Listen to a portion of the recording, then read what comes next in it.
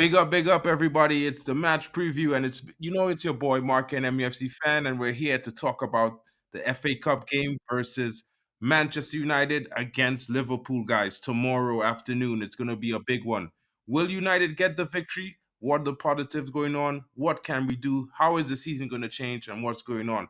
I got a few of my buddies coming in. See, Botswana is already rocking up. Let's get into the show, guys. Big up.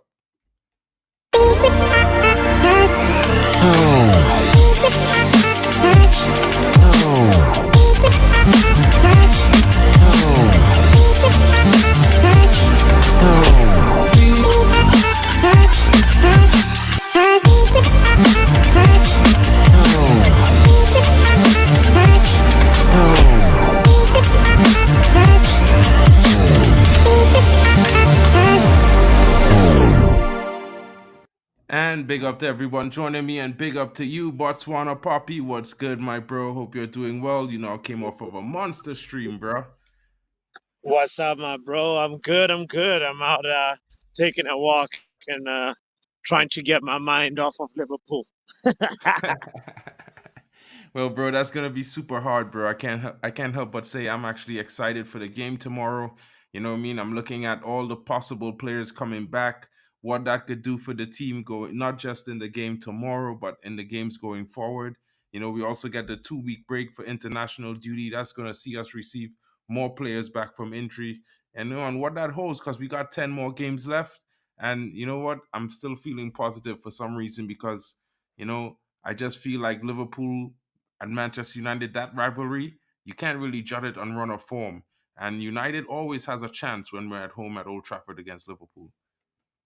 Yes, I think the saving grace is exactly what you said. Um, we're at home. If this was at an Enfield, it would be a totally different sort of dynamic. But what being at home has to give us a little bit of confidence, and also the rivalry is like another fountain of inspiration that we're supposed to sort of use, Mm-hmm. and hopefully the players like rock up to the occasion because it's a one-off. It's one of those I feel like it'll have the flavor of like the other quarterfinal games that was going on today a little bit. We saw how like Manchester City and Newcastle were pretty much from the beginning of the game. They were like fighting, like going back and forth. Like even Newcastle, you could argue that Newcastle today, um, they stood a really good chance of killing off Man City. It was just Isak was not trying to be clinical today. He became Romelu Lukaku. Isaku. Romelu Luis. Bro, those are the hardest things, right? When you look at it from that perspective, bro, Exactly. like when a player is getting all those chances and they just can't find the back of the net, and you've seen them do it before in multiple games, do the same thing, and you're like, how are you not doing this today? So, like, yeah, I was kind of disappointed because I was basically hoping for Manchester United to, I mean, hear me, I was hoping for Newcastle to come away with a victory slim, but probably take it to penalties at least.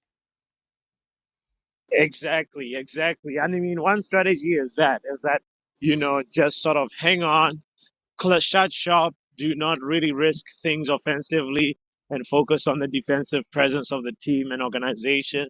And eventually, we will reach a point where we have to settle the game when the odds are a little bit more um, evenly matched a little bit, and that means like a penalty shootout, for example. That is a strategy to get through in a knockout game. Knockout dynamics are very, very, very different from a league game. So you know, it'll depend on 100. how which direction the manager emphasizes as well, and if the team are in sync with him. Truly, truly, truly. Like for me, when I look at the perspective of the game tomorrow, I look at the possible players coming back from injury, and there's a few that we could name that's going to be coming back possibly from injury. Mason Mount has been in training today and is set to be fit and available for the squad. There's also the likes of Harry Maguire coming back fit. Rasmus Højlund, the big man up front. We missed him sorely in the games where he was out injured, even though it was a minor injury. Having him come back into and being available, even if he doesn't start, I think that gives Manchester United a big, big, big boost in that game. Also, Aaron Wan Bissaka. Yes, it's a boost as well as a what's the word? A gamble. Um, you could say for Ten Hag because obviously there's the idea that okay you don't want to put him into the mix too soon. He's just fresh off of injury. You just saw what happened with other players in the squad that were rushed into play coming back from injury and they've had setbacks. So there is that perspective, but there's also the context of like this game is coming at a time where we have at least another week of recovery from somebody that that like you could take a gamble on. If this game was happening and then next week or 3 days after we're playing like another important league game, then definitely you would say the odds of like somebody like Hoyland starting are slimmer. But this can also mean like you might think of it as play Hoyland for 45 minutes. There's a cup game, see what that impact does, and then from there, like you can also adjust the game from what the outcome of that gamble is. 100%. And it's real when you say it like that, bro, because at the end of the day, I look at it from the perspective that you need to also take into account we got 10 games left in the Premier League, and it's must win all the way around. And it's nice to win a cup, but I would say put in the Premier League in ahead this round. Seeing that fifth spot gets us a Champions League spot, I think we should focus on the Prem. I think we need to focus on what we can do in the next 10 games going forward rather than really what we can do in this game. Yeah, Although I do believe the manager will go strong today. yeah. I mean, he has to go as strong as he possibly can within his means because the whole narrative of the season could change. It hinges on Sunday. you know. Now, of course, it doesn't mean like his future does not really depend on Sunday. I think, even though like we all know what happened to the last Dutch guy who won us an FA Cup, he got fired the next day.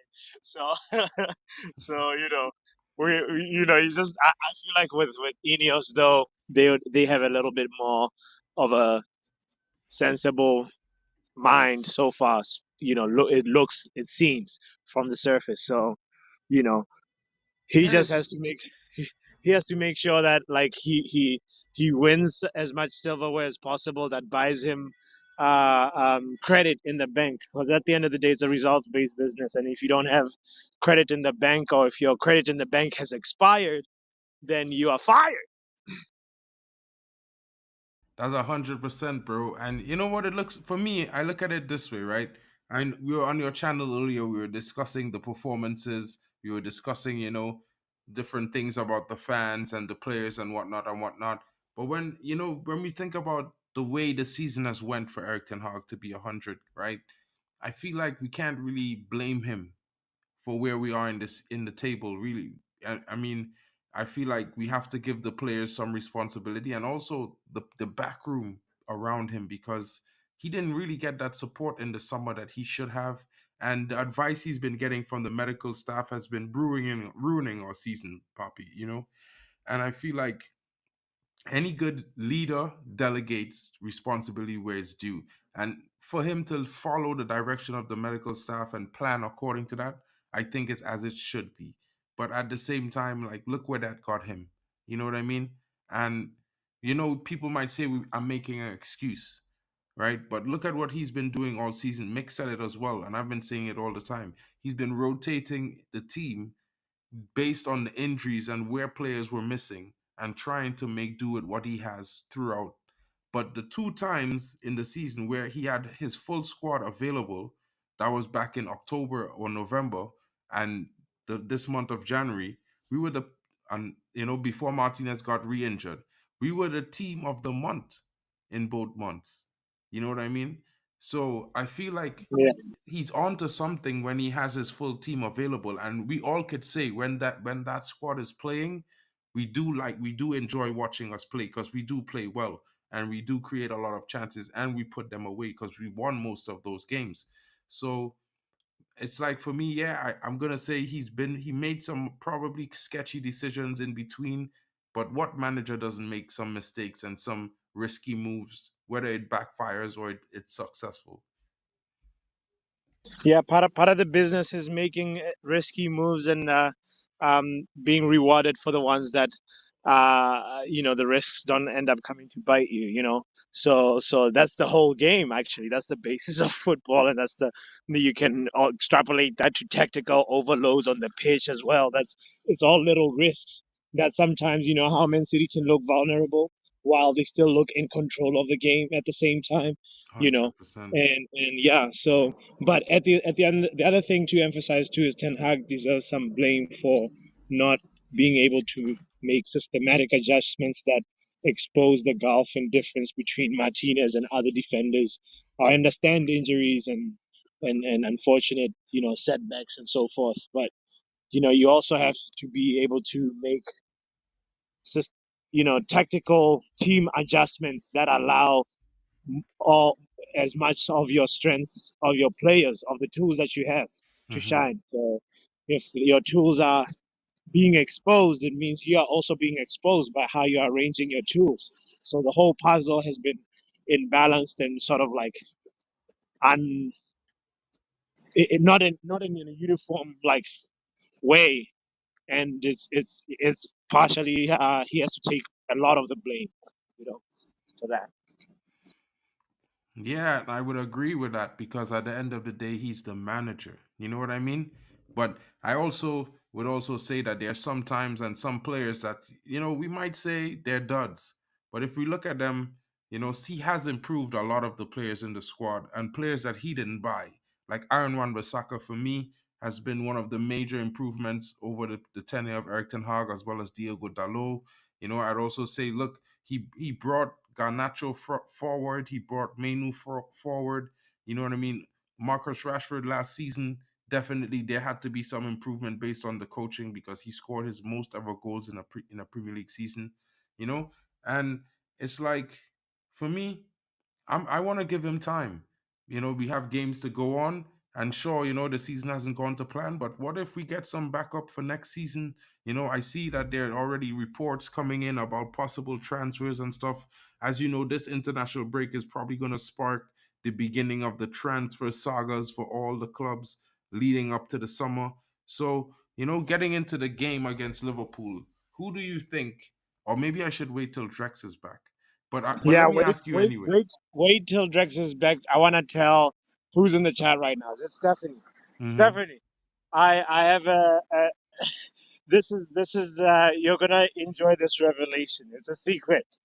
I asked Mark a long time ago when he were having troubled times at Manchester United, trying to understand the game, the tactics, the result, and Mark was like, yeah, context, context. And I was like, how many times have we said context, context, understand the injuries, understand this? And he's like, okay, yes, he's supposed to deal with it as a manager, but understand, we are missing key players. And I was like, okay, fine. Everybody has a final straw of when they break. Like even every board room has that game that they have to call a board meeting and they say, hey, look, it's been going horrible the last couple of weeks, and we need to make a decision. So we're firing the guy. We're making a vote. Blah blah blah blah. So I asked Mark, "What is your final straw?"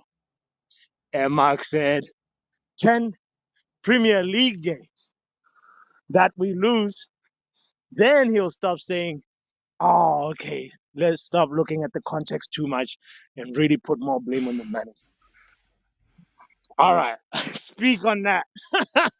Well, I am like I'm saying, I'm giving Eric Ten Hag his Last blame. time I looked at the Premier League table, there is 11 Premier League losses. Right. And That here you are 11th loss saying, came at Fulham, if you don't remember, right? And I yes. did say it at the game, Poppy. We hit the 11th loss. I do this. I'm really disappointed in the performance today. Like I really was, right, in that game. Like I think I was short on the stream that day as well because I was so pissed off with the game because I was like, even though some of the players weren't performing, I felt like he could have made some different changes. I saw he tried to change things in the middle of the game and it wasn't working, but I was like, listen, in my mind, I was like, listen, we needed to get Rashford off that pitch earlier, and he should have came off, but he took him off way too late. The substitution was too late, and that was bad. So I blame him for that, right? But like I said, bro, like I'm still gonna say he needs some time, and he needs some more players to come in, So some because more grace period. Okay, how many more losses now till the end of the season? Since I we're at mean, I'm 11. not gonna fire him, bro. Like, if that's what you're thinking, like, I will be mad, and I probably will criticize more.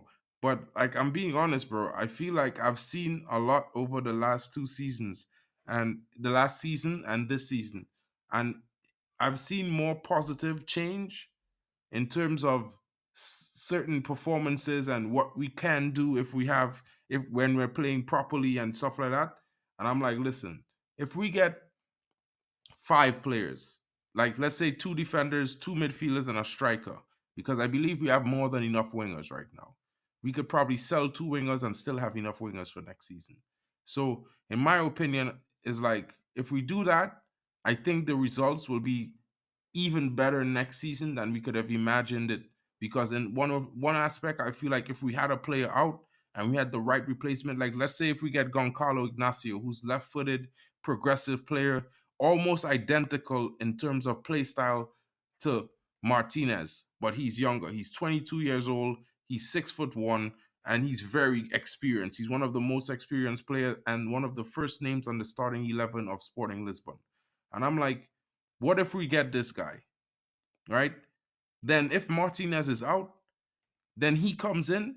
Our style of play doesn't change. We can still build out from the back the same way with Martinez if he wasn't there, because he could still break lines. He has one of the highest progressive passing rates in all central defensive midfielders and I mean center backs this season off the left, and he's a left footer as well.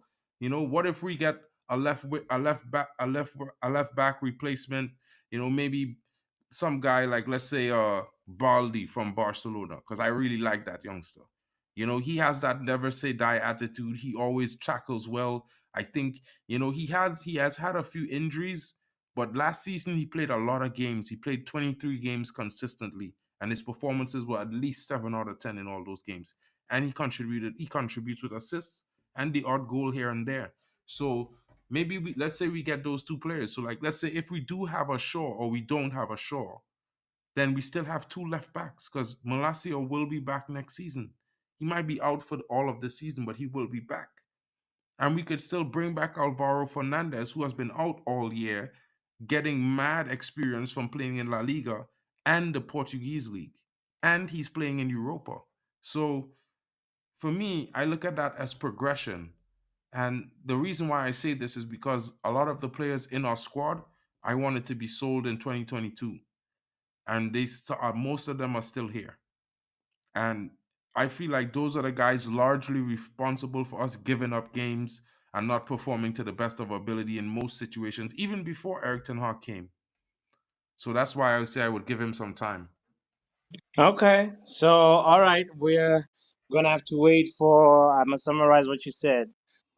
Savior Ignacio to come save us, just like we couldn't get Savior De Jong, so we got Savior Amrabat. I remember Amrabat before he came, I man. The never hype wanted was. him, though. I would Okay, remind you okay, that I was one of the guys that was against purchasing Amrabat.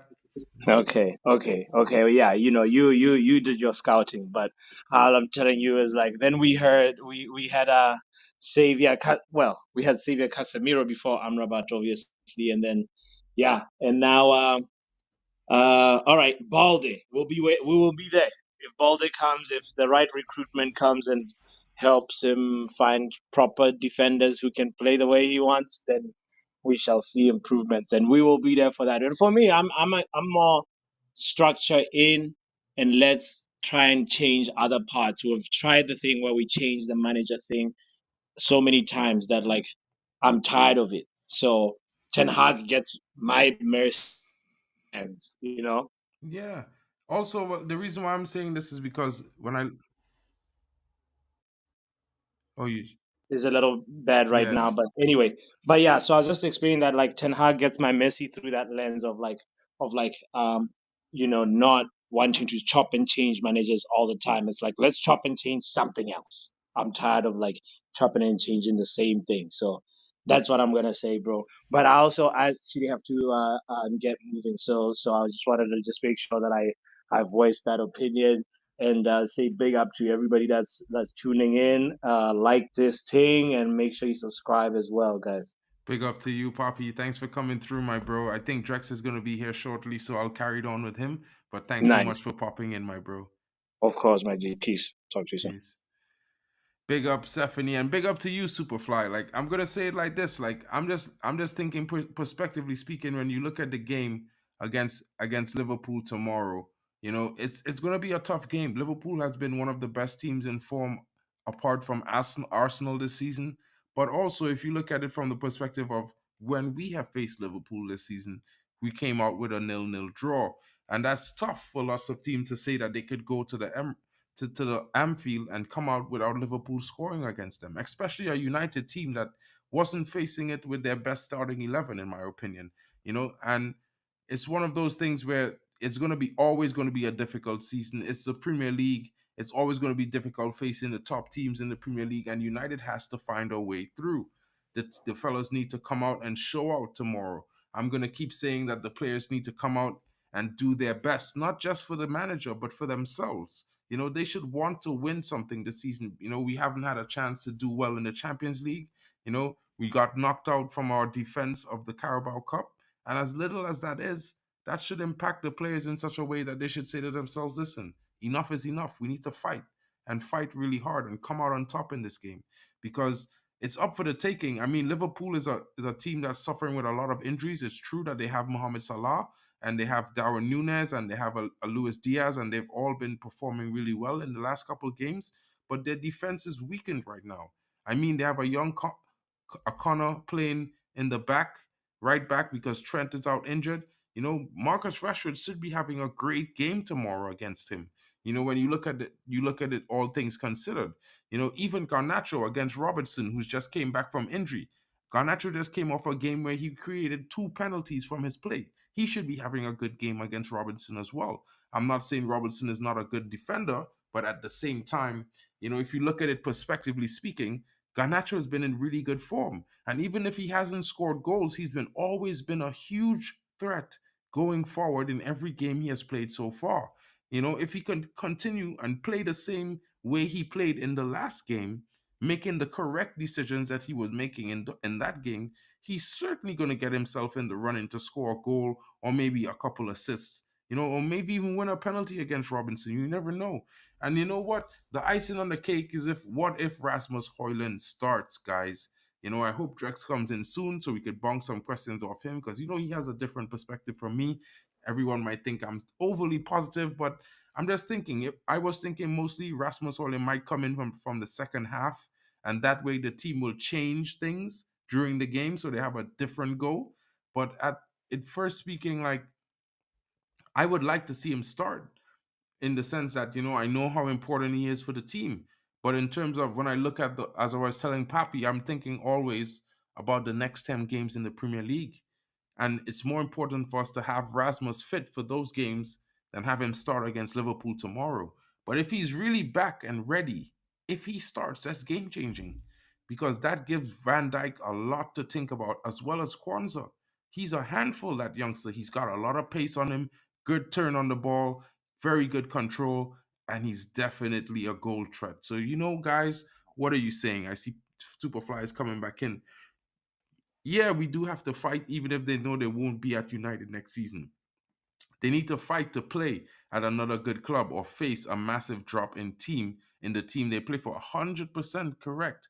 And Razwan is coming in. Big up to you, my bro. Before anything, the players need to understand that they need to keep a clean sheet. This is about giving 100% physically and mentally. 100%, bro. I'm telling you, this is exactly how I look at the game.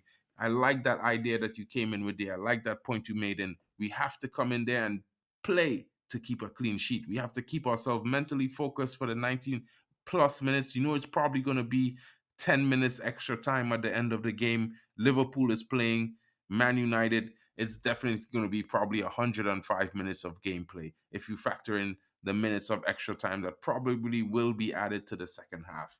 Guys, it's an exciting one. I want to know what your thoughts are. If you're excited, how do you feel? Are you getting your pain meds or your are you getting your pressure meds ready, or do you have your drink in your cup? Are you going to be sitting lounging after a late lunch or early dinner and getting ready to enjoy a Manchester rivalry game against Liverpool? What are your thoughts, guys? Would you start Rasmus or bring him on when VVD and Co are tired? Well, Stephanie, I'm thinking I would bring him on when VVD and Co are a little bit tired and he's full of energy. Let him create lots of chaos in that defense. You know what I mean? I feel like, we can start the game without him and give Liverpool something different to talk about. Because when I say talk about, I mean think about during the game. Because if Marcus Rashford starts up front, they're gonna think, you know what? We are trying to get in behind. What if we have a Marcus Rashford up front? Anthony somehow is playing off the left, and Garnacho is playing off the right. We have a WAN BISSAKA and a Dalot playing, so our defense is back to balance, and a better balance that we had for the last 7 games. And you know what? I think that gives us a strong foundation to hold a positive, clean sheet for at least for the first 70, 80 minutes and give us a foundation to build our attacks from. Because when you look at it, Stephanie, you know, Rasmus is going to bring that energy, nonstop pressing up front. He's going to always give his all. He's going to be physical. He's going to try to get his shots off. He try to make runs into box. And I feel like when he's not fully fit, or we don't know if he's match fit yet, maybe giving him 40 to 50 minutes might be the best thing. So maybe coming off the bench might be ideal. What do you think, Stephanie, since you asked me that question? I'm not too sure.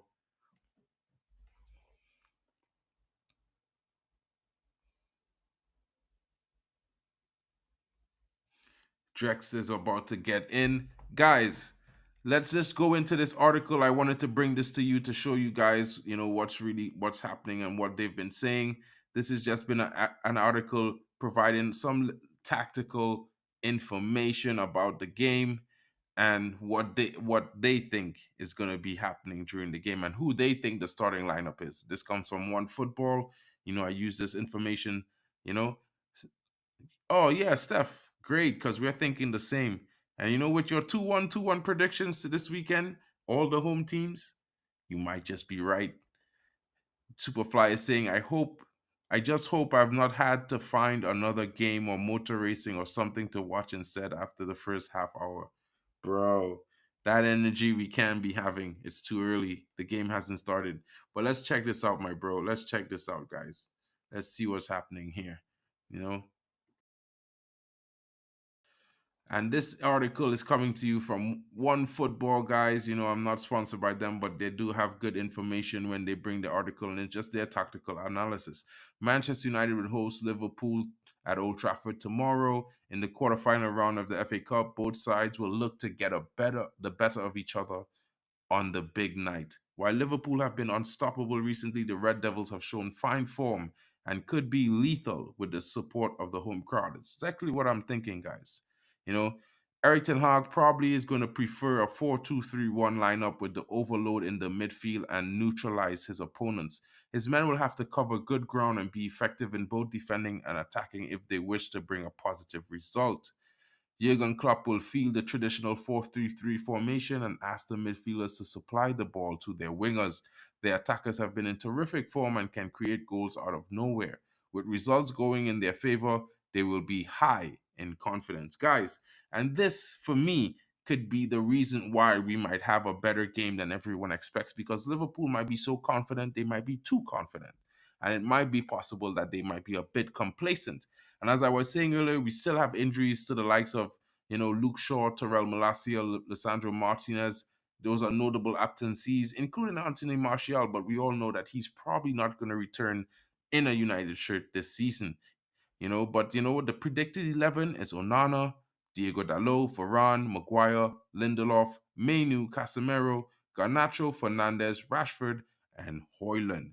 I'm not too sure about that because I'm somehow thinking that Aaron Wan-Bissaka is going to sneak in there, but you never know. The Liverpool possible predicted 11, as you know, their main goalkeeper is out injured, so it's probably going to be Keller in goal, Bradley, Gomez, Van Dijk, Robertson, McAllister, Endo, Szoboszlai, Salah, Nunez, and Diaz.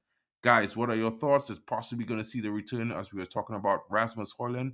And as you can see, I just heard my buddy pop in. I've been waiting for him to come in. And now that I've given you this bit of information, let's hear what's going on from my buddy Drex. Big up, my Yo, bro. yo, How are yo! you Sorry, doing? man. Sorry, it's been crazy out here. I've been okay. Yeah, I was actually on my phone, like listening to what you've been saying, right? Shout out to Papi for coming up as well. Yeah, tomorrow it's just gonna be one of those games. By the way, am I too loud or am I okay? Cause okay, yeah, yeah. Tomorrow is one of those games where I don't know, you might be bossing it in the league. You might be doing so bad in the league, right? I know we say it's rivalry. Sometimes most of us we actually say form is out of the window, right? But the truth is, honestly, form is out of the window. Honestly, you can't go back on that one. Form is out of the window. It's a rivalry game. The players need to know. See, it's I know, like Ronald said earlier in one of the stream we were on, it was like it's motivation for both sides. But I think it's super motivation. It's a double motivation for the United team because why I say so: one, we're home; two, it's another route to try and get what we didn't get right in the first last season. You know, we're at the final of the AFK Cup. We lost it to City. We want to get that right. Let's see how we can get, because if you get past Liverpool, you have Coventry right in front of you waiting. It's not like you have a Chelsea or a Leicester. You have a Coventry, which I would fancy United to win that game, or I would fancy Liverpool to win that one, right? But it's a game where you just have to. They have to win. I know Liverpool might feed a depleted squad here or there, but don't forget the likes of Luis Diaz will still be starting. Salah might start. Nunes up front. So but we have players that can actually get get the best out of Liverpool players, if you know what I mean. We have players that could actually hold their own, and players that could actually win a game of football, irrespective of who the opposition is. So I just feel like the players need to step it up tomorrow. You need to just, if they've been giving, maybe if they've been saying, oh, but we've been giving 100 every time we come on the pitch, bro. I know I don't want to know. I want to sympathize with you for giving 100 all this while, but tomorrow, man, you have to find an extra 100 added to the previous one, making it 200, bro. I don't know where you want to pull that up from, but you got to do it for the fans, for yourself, for the manager. Let me put it that way: for the fans, for yourself, and for the manager. It feels like, I don't know if it will cut the manager a lot of slack if we get to the final, right? But I just feel like it would do the manager and the players a lot of good, a lot of good to actually get to the final again. Like, look at Arsenal now, right? They were in Mhm. the title race last season, and everybody was like, maybe it's gonna be one-off thing. Now this season, they mount the pressure again, and they're top of the league, still in the title race, right? Mhm. If you don't buy the ticket, you don't win the raffle. So we have to go buy the ticket tomorrow. We have to buy the ticket tomorrow, and put ourselves in a position where we might just end up winning the raffle. That's how I see it. 100%, bro. Listen, right? Now, you might be saying the manager might be okay. I'm saying it, I look at it from the perspective with this structure coming in, there's no need to look for another manager, at least right now. One, this manager already contracted for another year, so that gives you more time to do more research. You know, and if there was listening, if there was advised by Ralph Ragnick, I'm pretty sure that their main focus would be, you know what, let's change over some of this squad a little bit, even if it's maybe five players or two or three players we didn't expect. Maybe changing is good regardless of how you look at the perspective, because from when you think about it, you have to always consider that the fact that different things are always in play, and the common denominator is not always a good thing. Yeah. And you know what? We have too many players here that was the common denominator under 3 to 4 managers already in the last 5 years. We need to get that out of the club. And whoever those players are that leave this summer, bro, whether they leave on good terms or on bad terms, it's needed for change. Change 100. can't just happen, because you always have to remember. So, like, you have to be fair to players too. Like, this system might not be suited for the to get the best out of some players. And while we might love them as Manchester United fans because they've been here for the last few years, it might be better for them to go and play in a system that suit To them so that bounce. they could Yep. enjoy their football. And it will suit us because then we will get players who could come in to fit the system so we could enjoy our own football watching it. You know what I mean? So, and the game against Liverpool for me is going to be a good game regardless. I'm not from the perspective or from the camp that thinking, we're going to get smashed by Liverpool. It hasn't happened this season. If you're talking about we're going to get smashed by Liverpool, tell me you're saying that because of last season or the season before. Yeah. It could never be based off of this season because it was one of the games at Anfield with a weakened United missing Bruno as well, as well as Martinez was out. And we went there, and in the last of the game, we could have nicked a win, and that would have Yeah. been three True. points. We True. was the team with the higher XG in a Hmm. game against Liverpool at home, at Anfield. And Yeah, that's you're right. huge. You know what I mean? Yep. Now, Yep. while we could always say, listen, the manager has not performed to what we would say is the Manchester United standard this season, we also have to be, as I was telling Papi earlier, we have to also be contextual. And the fact is, the matter is, every single game, every single club always will have to look at context of their season, right? Because at the end of the day, the reality is reality. Because prospectively speaking, in theory, if you have players on the bench, they should come in and the team should play and they should usually keep a similar standard, right? But Hmm. in reality, if the players coming off the bench don't fit the system and are already not as good in terms of quality level as the players who starting, then you're in for a whole heap of problems, True. right? And they're going to have inconsistency. And we've been fighting that for the entire season based on the fact that, you know what? We didn't have no players available. You know what I mean? We didn't, and and listen, when we get some players back, some other players was injured. We played the 37th back four pairing in the game last week. 37. You know how detrimental is that to having a style of play, a proven system, consistent patterns, the way you do things. It's huge. And the problem is a lot of fans will say, well, look at this player, look at this coach, look at this one. They funny enough, a lot of fans saying, look at Liverpool. And I would say, well, if you comparing us to Liverpool, then Eric Ten Hag has to be doing such an amazing job in 1.5 seasons that he could be compared with a manager who's doing a job for the last 7 to 9 seasons. But one thing I think, right, last season Liverpool were in a rocky state. They were in a bad state last season, and look at where um they ended up. Right, they ended up in the Europa League spot, right? And although I don't like to use the excuse of injury, but when you factor in all variables involved, it feels like we're having something that Liverpool had last season. Whatever bug or whatever flu, whatever it is Liverpool had last season, it feels like we're having it this season, right? And we are actually trying to see if we could get who actually do a little better. I'm not saying you Liverpool are the yardstick. I'm just saying what happened to them last season. People were actually commending Klopp for actually finally getting them the team rally around the team to put them in a state of actually trying to finish top four last season, right? But they fell short. Now this season, people are actually throwing stones at Eric Ten Hag for virtually trying to do the same thing Klopp did last season that he got praised for. So right now it feels like the it feels like the team are actually united, whatever it is, fan base, media, they whatever we do, it's not enough.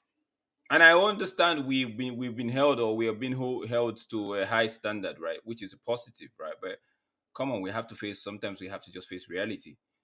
All right. That being said, tomorrow there won't be any excuse for these players. Tomorrow it's one of the. It's not a league game. It's not a league game where we'll be like, okay, yeah, tomorrow it's a one-time, one-off game. You just play it and just hope for the win. Play for the win, not hope for the win. Play for the win and give your all. There's, like I said, I think I don't, it was in this stream or the previous stream on Max channel. I was like, there's a time where you play and you win. There's sometimes you don't play but you end up winning, and there's sometimes where you don't play at all and you lose, and so it's well deserved that you lose, right? And the other scenario is where you play a lot, you do all the playing, but you're just unlucky on the night, and people are like, okay, we could see what you would try to do there and all of that, right? So that's, I don't want either of this case. I just want a case where we either don't play but end up winning. Something should just happen that tomorrow that we end up winning. But I'd love us to actually play, give it our all, so that we can actually say, okay, at the end of the day, we deserved to win the game because we executed the manager's instruction, the manager's plan. It was executed to the T, and that got us the win. That's all I want to hear tomorrow. That's all I want to be back here in the reaction and saying, okay, it was a good win. It was whatever it is, whether it was a great, what not so great. Fans can complain as long as we win. I don't even care what they complain about. Be it the poor performance, but a win is a win. I want to take a win tomorrow.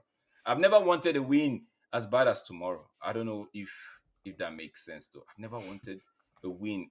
Like watching United, right? Okay, one time I think the Champions League game against Chelsea. Yeah, but I've never like in the recent time I've never actually wanted a win like tomorrow, man. It's always been a case of, okay, I'm optimistic going to the match. I'm optimistic we would get, like, I have to keep my hopes high. I have to, but tomorrow is a case where optimism is not even there. It's way past optimism at this point. It's more of, yo, whatever happens tomorrow, come out of that game with the winner. Big up Superfly. Yeah, I'll try to put the link in all the streams, bro. I'm just getting used to doing all the linking and adding all the links. So I'll start adding the links to the bottom of the streams and stuff so that the people could just click it to subscribe to the channel and whatnot. Yeah. And by that note, guys, don't forget to smash a like and subscribe, especially if you're new guys. You know what? Hit the notification bell and set it on all so that you could see whenever we're live. Thank you. Big up to you, bro. And Drex, like you were saying there, bro, we need to just come out and perform well, do our best. You know what I mean? Keep it compact, but yet still keep the ball moving when we're going forward and create the attacks and try to be very clinical. And you know what?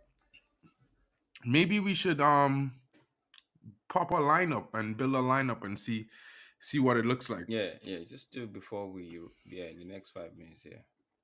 Because yes, Rajat, big up to you. We always be thinking Manchester United is certainly gonna come away with a win, but let's keep it real at the same time.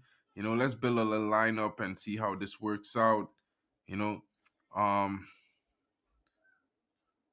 it's gonna be like this. Let me just zoom it in a little bit so.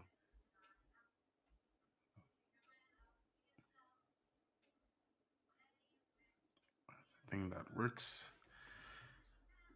Right, guys, what are your thoughts?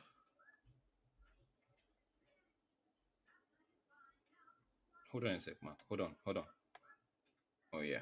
Boom. Yeah, so let's get it in like this.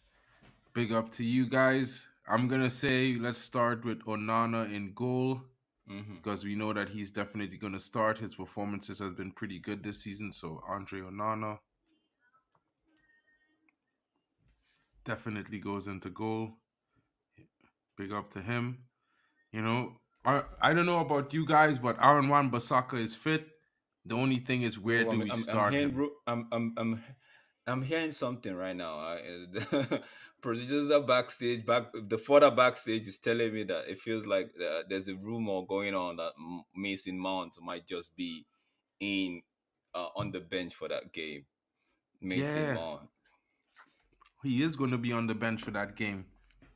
And I'm thinking, what I'm asking you guys, what are your thoughts? What are you thinking about who's going to Superfly be? is coming in saying Dalo or Aaron Bissaka. Yeah, be a bit much for first game back for Aaron Bissaka. He's saying right there. All right, so I then let's agree go with with the Superfly. low. I agree with Superfly. Right back, I would go with the low.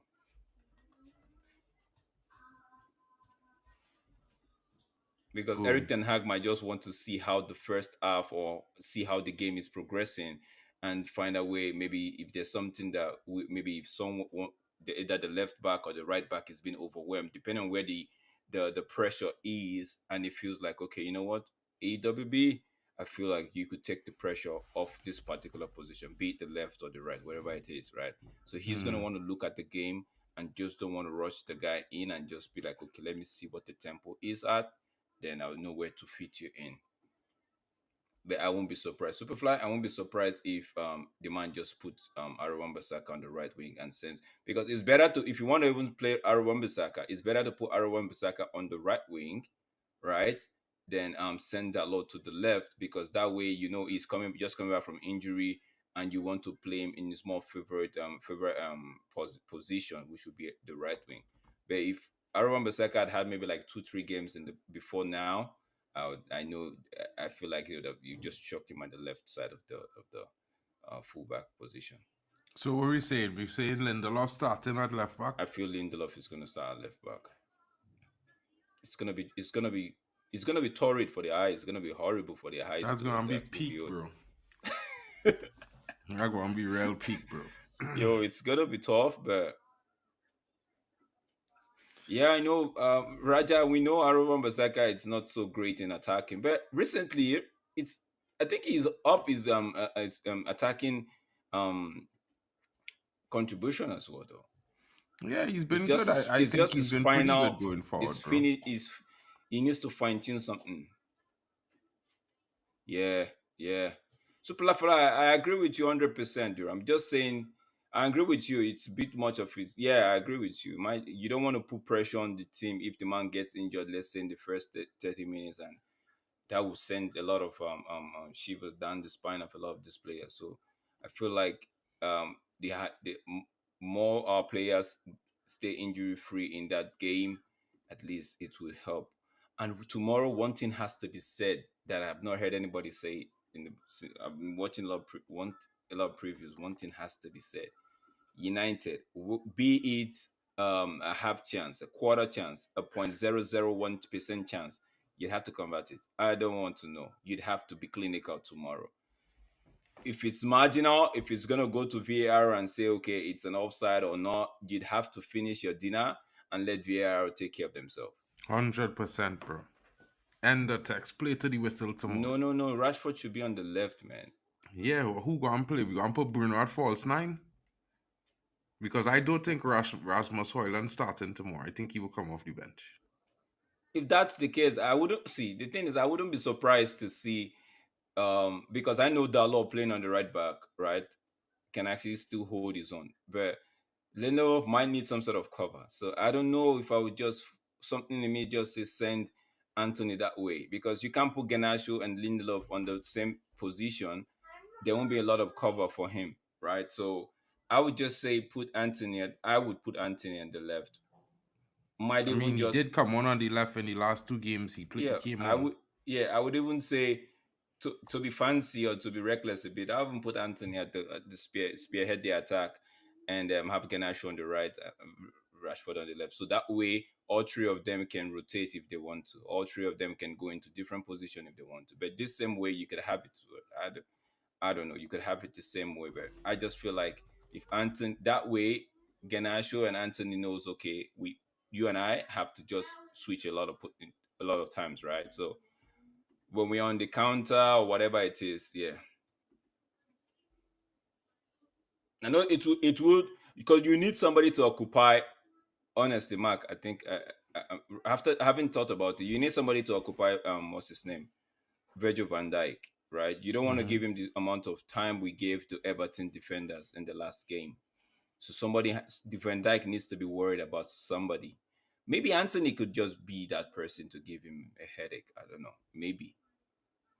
Maybe. I don't Because if mind you this lineup, to be fair. Like, if I you like have this lineup in the sense that I feel Mhm. like he get the best out of Rashford, he could get the best out of Garnacho. Anthony could float, and still provide that cover. He could even drift down into midfield yeah, as a and second winger. yeah, You know and what I allow mean? Bruno to play ahead And and go allow into the Bruno first. to play Yeah, ahead as well. and this way, with the Superfly is coming in, he's talking. I think he's talking about WAN BISSAKA could be the rest back in the world. Yeah, could work on aspect of passing and cross. Yeah, you're right. You're 100% spot on. Spot Superfly. on there, Superfly. Spot on, 100%. Nobody, ain't no one better than him. Yeah, no one better than him tackling. He And tends to. guys, this is not to say that we don't. We not, this is the team that gonna win us the game. Because if you look at it, just remember we considering the fact that Harry Maguire is fit and Hmm. could come off the bench. Wan Bissaka is fit; he could also come off the bench. And Rasmus Højlund is fit; he could also come off the bench. You know what I mean? Yeah, Superfly. And this is No, this is also that's something what. that No, might that's what I not was be a trying to bad say. shout. That's what I was trying to say. Superfly was saying, I'd rather have Genaisu on the right wing right now, right, than Anthony up in the middle, because we all know Rashford is good at coming from the left. So that way, Anthony and Genaisu know within themselves that they would have to be doing a lot of switching. Like, it's gonna be who Virgil van Dijk wouldn't actually know who exactly he's is to mount on, right? Because Mhm. I feel like if Garnacho is just like the striking position, right? It might be a few days for Van Dijk. Van Dijk already knows. But if you have Anthony, all three of them could actually switch in. Like all three of them do need to be static tomorrow. Yeah, maybe Garnacho might be predominantly on the right because he's been doing very well on the right currently. But I feel like, yeah, if you have this setup, right, Anthony can actually drift to the left and put a cross from the left. Rashford can come to the middle and all of that. That movement can be there. So because we're not gonna have a striker that you're gonna be playing out the ball to that would want to hold the play and get everybody involved. It's gonna be more of a quick transition kind of football. And so you need someone like maybe a Ganacho still on the right, such that if he decides to put in a cross, there's an Anthony that can actually maybe take it one time. Bruno can. So it's not. Yeah, Superfly is actually right. Coming, but we know recently Ganacho has been very, very, very productive off the right as compared to Anthony. No, but look, As I'll say it compared to like this, Anthony. Drex, right? Yeah, Not to cut you earlier, but yeah, I'll say it like this, right? The way Garnacho has been playing in the last few games, yeah. right? If Anthony playing at striker, whether it's Anthony or Bruno, Garnacho, I feel like if it's Anthony, Mm, Garnacho would have the ability to cut in and make mm, a deeper cut. Like you see from where Menu positions is, let's say we are the counter yeah, and Garnacho is where Menu is. yeah. And he cut into where Anthony currently is to the top of the box going, dribbling. And at that same time, Anthony moved out to where Garnacho Mm-hmm. picture is, Yeah, and right? Ganacho gets into the That middle. creates movement and space. You understand? So Mm-hmm. the attack could be, in what, for not lack of a better word, fluid. Yeah. You know what I mean? And then you know what, Anthony, he could even either have a go or slot it out to Anthony off the left, who now will be cutting back because remember his left foot. So when the defender chasing him this way, when he get the ball and cut back, the defender momentum already having him off balance. You know?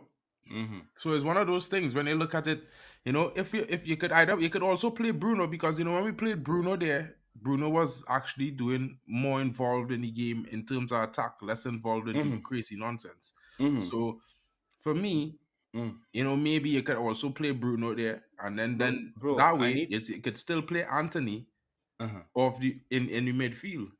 Bro, I need somebody that would draw us a lot of foul, right? Mm-hmm. And Ganacho does not know how to put himself between man and Yeah, ball. he did. He got 2 penalties in I the know, last but game. those ones were when he was trying to cut, like run at you, right? Mm-hmm. But there's some certain times where you need to actually just know that what you want about to do is going to cost you, it's going to bring pain to you in terms of someone is going to quack you, someone is going to hit you on your leg, and So I feel like Anthony can even do that more better than Yeah. If Ganacho is good at coming to you, then he knows how to fade you. He knows how to hot and make you draw you into make you make the first move, whereas he can just beat you, right? But Mm-hmm. for Anthony can keep the ball and try to want to do a flick or try to want to draw somebody in. If he plays on the right wing, right, Mm-hmm. he tends to hold the ball and try to look it up and see who he can do a short pass to, right? So I feel like for me, I wouldn't want to alter the process of Garnacho on the right and right. You can actually still keep Anthony on the bench and play Bruno first night. But Mount is, I was going to talk about Mount, but Mount is not 100% fit, right? Because we know Liverpool, they'll be having McAllister, they'll be having Sabozlai, and they'll be having Endo in the midfield because Gakpo will come off the bench and Gravenberg is already out injured, right? No doubt, no Diogo Jota. So this is the three people I think they will start. Then up front might be what's his name? Luis on the left, Salah on the right, then maybe Avi Elliott in the middle or something like that. I don't think Nunes will start. Nunes might end up coming up from the bench, but I'm just saying, right? So you could actually have this lineup, or you could actually have Bruno first nine and find a way to play Ericsson at the 10 position. That's what. Then maybe get Ericsson off in the second half, exactly 50 minutes. Get Ericsson off, throw in McTominay in place of Ericsson, and just see how, because that'll be a lot of energy for them to match up as well. So that's me. What I'm just thinking. I don't know. I just feel like, yeah.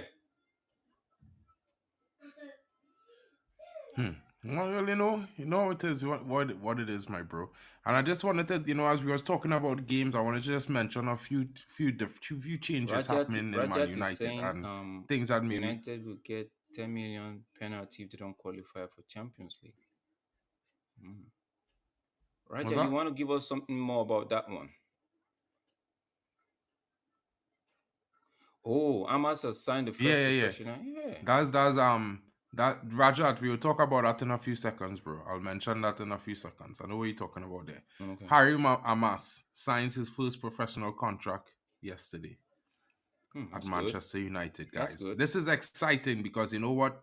He's 16 years old. He already was on the bench for the last 2 games, and he probably will continue to be at the bench. And us signing him to a contract in this day and age and in this stage, knowing that we have Omar Barada, who's already doing things behind the scenes, you know, it's huge for Manchester United. And then it have this other youngster who I haven't been talking much about him because I didn't want to overhype him, but this youngster Benedito Mantato, whew, bro.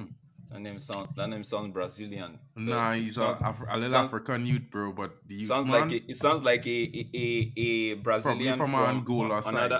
another what should we call it? Another continent. Yeah, but youngster, Mm-hmm. youngster had ball, youngster had ability, bro. Oh, Like for okay. me, Yeah. bro, left foot, right foot. You already know I'll go, that direction, right? Mm-hmm. Mm-hmm. Anyway, so hope young things coming through. This young talent. The both of them are said to be training with the Manchester United first team. I don't know if anyone knows, but we brought in Harry Amas Even the at the end of Benedito last thing season guy. from Watford in Yeah. January last season. Oh, the Benedito actually committed his future. That's good. That's good. Mm-hmm. Yeah, I just they just signed their professional contracts yeah. I yesterday. The just two of hope that them. they break through, because it's one thing to actually play with the senior team, right? Yeah, Mm-hmm. it can only be good news for him and the club. It's one thing to actually be training with the senior teams. Another thing to actually break through. Like like everybody's right to say we didn't really understand why Fosun started ahead of Ahmad, right? But the truth is, now we saw Fosun, we could actually make a from the few games we saw Fosun play. Maybe not enough. Maybe like for me, 5 games and above. That's where I start looking. Okay, was this guy's good enough or not? Right. So I like to see these players, right? When they break through, not now, when they break through, I like to see them seize the opportunity such that the manager can actually have them at the back of his mind every time he wants to make a selection on who's to come off the bench, right? Then they will be popping up in his head like, okay, when this guy came the other day, he seized the opportunity. I could see what he was trying to do there. Maybe inexperience is why he didn't get through. But so those are the kind of things I want to see, not just coming in. I know, okay, you've made your debut for United, and he are being swallowed up by the occasion or by the fact that they're playing for United. Like Menu, from the very first day Menu got on the pitch, you could actually tell that this guy, he has is lived is high above that expectation. He's not overwhelmed by the aura and by the stadium, the fans. He's actually, you could see he's seizing his opportunity. So those are the kind of youth I want. And when they get their chance, don't just say, "Oh, mommy, I'm getting my chance tomorrow." No, mommy, I'm getting my chance tomorrow, and I'm gonna take it, even if it's 10 minutes. I'm gonna be because one thing, you could actually get your chance 10 minutes and do not play according to the manager's instruction, if you know what I mean.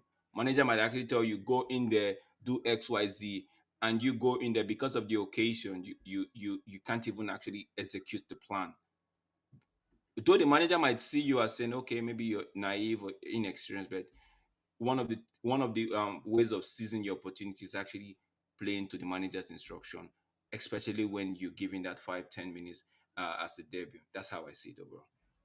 All right, and Rajat, this is especially for you, my brother, because you mentioned it, and I know Drex was probably wondering what were you talking about. Drex usually has his finger on the pulse, but me, I've not seen this article, so I'll just bring it up right here, and I'll say to you guys here: Manchester United high stakes game, the £10 million Champions League gamble. In the ever competitive realm of football, the stakes have never been higher for Manchester United, with the new Adidas kit deal worth an eye-watering £90 million annually set to kick off next year. The pressure is on. But it's not just the lucrative sum that's catching attention, it's the stringent clause that accompanies it.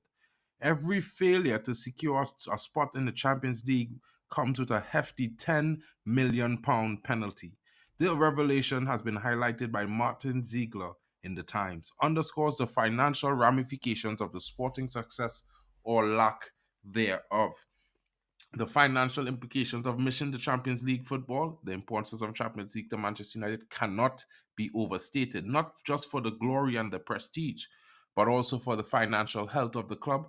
Under the new terms, Adidas, the penalty for missing out on this elite competition has been set at £10 million for every season of absence. This clause marks a significant shift from their previous deal, where the penalty was only imposed after failing to qualify for 2 consecutive seasons. What I gotta say about that right there is, I have to applaud whoever drew up that contract, whoever put in this clause. I have to applaud that person. You know why I said so? Mm-hmm. Because at one point the Glazers were taking United for a ride. They were taking a lot of these sponsors for a ride, right? So now Adidas wants to still be identified with Manchester United. They still want to work with Manchester United. They know what that fan base can do, right, in terms of revenue and all of that for Adidas, right, in on from the Manchester United aspect, right.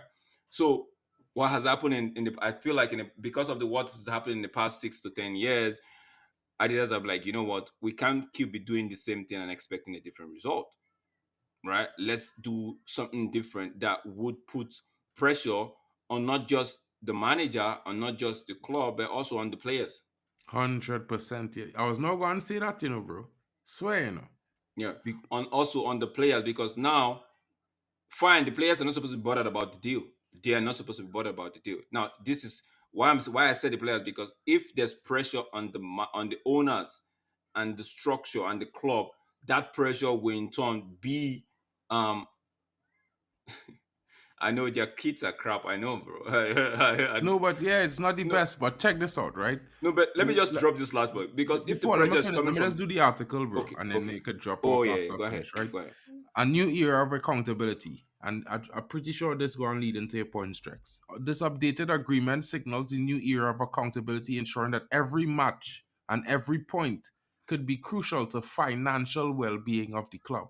The original 10-year deal that was worth a whopping £750 million from Adidas is nearing its end with the end of the season, making it fresh for a more demanding contract. It's a clear message. Consistent performance at the highest level is not just expected, it's financially mandated.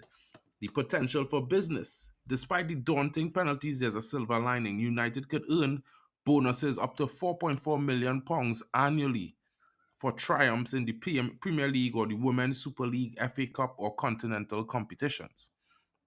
This clause not only incentivizes success across both the men's and the women's teams, but also underlines the club's commitment to excellence in all competitions.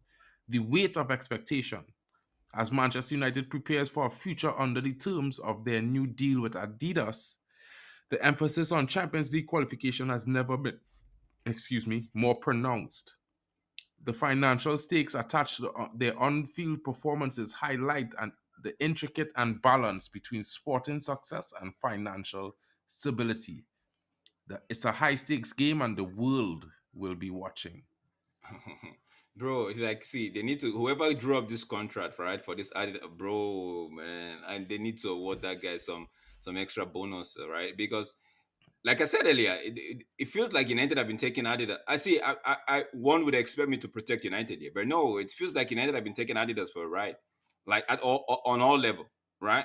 But now this in Adidas are saying, okay, since you guys can't put your house in order, we're gonna help you fix it, and this is where we're gonna help you fix it. We're gonna agree to the new deal. I think it was an improved deal. We are gonna agree to that deal, right? But here's the catch: you're not going to take us for a ride as you've been doing previously. For every time you don't qualify for the Champions League, this amount of money is you're not getting it. And also there's a 4.4 million annual triumph, whatever it is, for Premier League across all board, men and women, right? So it's just goes to show that these guys have sat down with United and say, yo, you guys have the capacity to be on top of the world on all level, right? But you're not doing that at the moment, because from the top to the bottom, everything looks chaotic. Now fix up. This is, for me, this is beautiful. Players would indirectly get the pressure. The owners already so I think this was what the Glazers saw. I'm like, part of the things the Glazers saw, I'm like, you know what, we can't do this anymore. Like, the financial hit, if we don't, because guess what? If Sir Jim wasn't here, I don't think Eric Ten Hag would be going anywhere, because the Glazers don't have the money to actually sack him. Either And way, that I don't think he's going anywhere, no, because no, no, no, no. understand what I'm saying here. I'm just saying there's some sort of buffer for him, right? For them, because now they'll be saying, okay, Sir Jim, you take over that problem. But I'm saying, from what we knew, right, about how we know that we've hit a snag when it comes to finances and all of that, right? In terms of the allowance, in terms of the credit and all of that, right? This is actually good. This put Yeah, pressure on them. This put this sets pressure on a different precedent. Not only this forces the club to operate professionally. 100%. You know what I mean? This forces not only listen. When I read that 4.4 million, that's 4.4 million for every tournament or cup we win. So if the ladies win a cup, that's 4.4 million. If we win Big a up Carabao yourself, Cup, it's Superfly. 4.4 Big million. up, big up, big up, If big we up, win big a up. if we win a FA Cup, 4.4 million. Big up to you, DJ Superfly. See you tomorrow for the watch along, my brother. Hope you have a good night, man. You know, and I just wanted, and I just, and in saying that, it kind of highlights the direction the club going in. And you can see why we get best in class, because these guys that can take, honor that deal. And this is why I'm so positive about the squad, because I could see the change coming. And Mm-hmm. when I read something like this, in order for us to sign that contract, we had to be prepared 100, to change and 100, to chase this target 100, down, and even 100%. improve on it. You know what I mean? And then I saw this article, and I don't know. I feel like Jarvis might like this more than you, but I know you might like this too. So let me just bring this here one time. But oh man, Yeah, this you guy. talk about it. You talk n- about it. You talk about it. Now No, it but might be a reality. this guy, right? This guy, my fan. If there's any truism in this, right? I know we want to wrap up the show now. If there's any truism in this gossip right here, right? This guy would jump. This particular player would snap their finger off, like, yo, is there a chance me going to United? I'm gonna take it. I'm gonna take it. Like, this guy would be the perfect replacement for not see, when I use the word I perfect, know let what me you just, mean. He would yeah, be a good player to come in for Casemiro. 100%. Yeah, Maybe I not don't the know. perfect, not perfect, but if Casemiro, we find some way to move Casemiro on, they move Casemiro on and find a way to get this gossip actually happens and we get this guy, brilliant.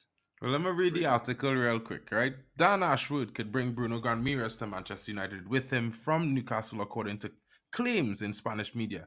As is the case with a lot of transfer speculation, you can count most of it with a pinch of salt. 100. Ashworth is set to become sporting director of United, moving from Newcastle, who may be forced into cashing on their most prized asset to fund further squad investment.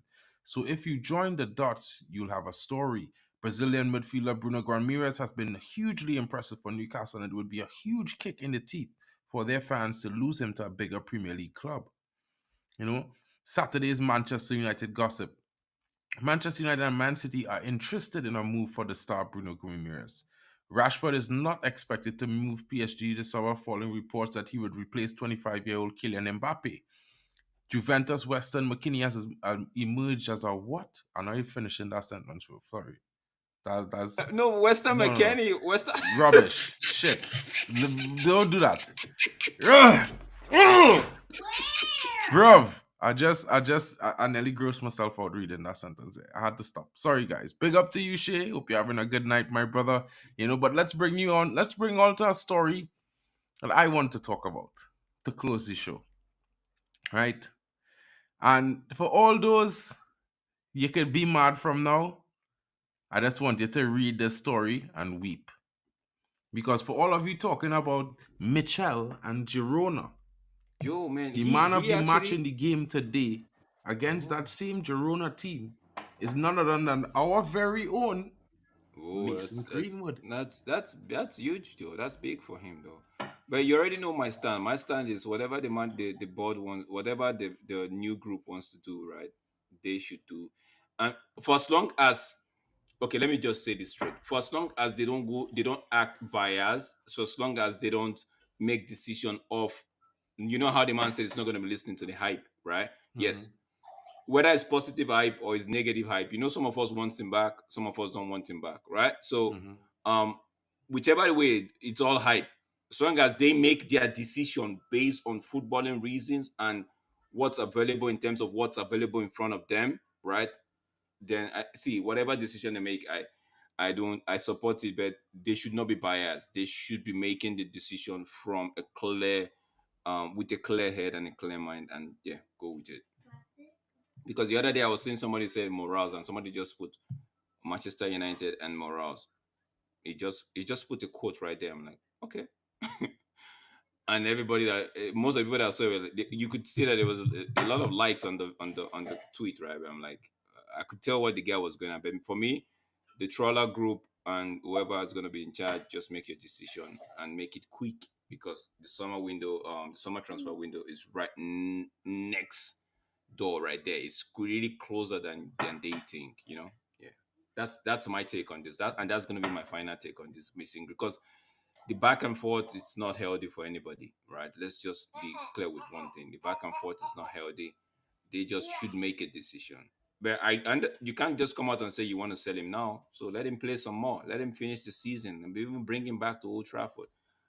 Because once he's done with his loan, he has to go back to base, and let him come back to base and let people come entertain. If you want to entertain, offers entertain. If you don't match your asking price, if you want to get him back on the squad, get him back on the squad. And whatever it is, do. You don't owe the fans no explanation. Just do.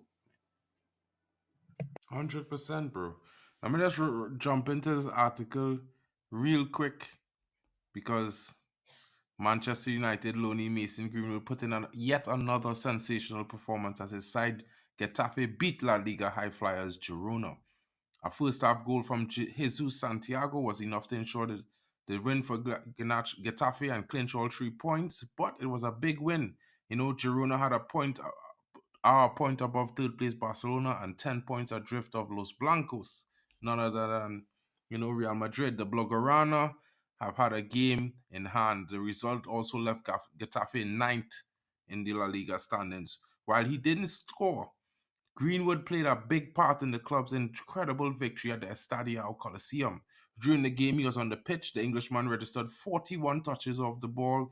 He had successfully delivered 24 of 27 passes he attempted, managing a pass accuracy of 89.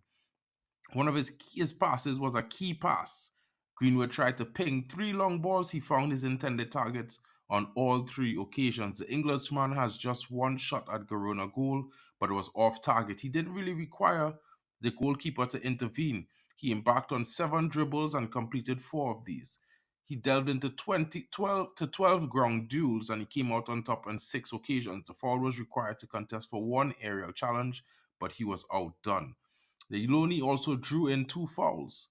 Earlier, there was report by the People's person that relayed that Greenwood, who is no longer interested in a return to Old Trafford, is being pursued by multiple interested clubs, including Spanish giants Atletico Madrid.